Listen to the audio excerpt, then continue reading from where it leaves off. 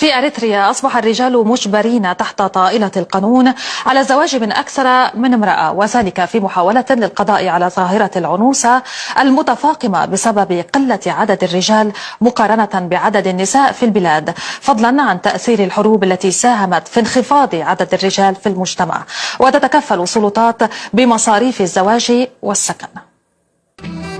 قرار الحكومة الأرترية القاضي بضرورة تعدد الزوجات جاء من خلال فتوى رسمية لوزارة الشؤون الدينية والأوقاف نصت على ضرورة زواج الرجل من امرأتين على الأقل، وفي حال رفض الرجل يواجه عقوبة السجن مدى الحياة.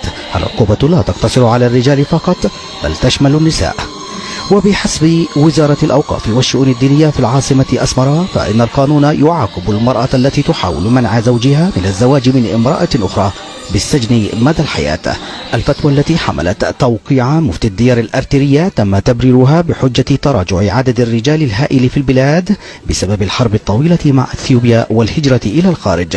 وفي بلدان أخرى جرت العادة على زواج الرجل بأكثر من امرأة، ففي السنغال تخطب الزوجة لزوجها أكثر من امرأة واحدة، وفي نيجيريا تعتبر قبائل الهوسا أن الرجل الذي لا يتزوج أكثر من امرأة ليس برجل سوي. أما عند اليهود فقد دعت مجموعة من النساء إلى السماح بتعدد الزوجات قانونيا، خصوصا وأن التوراة لا تحرم ذلك.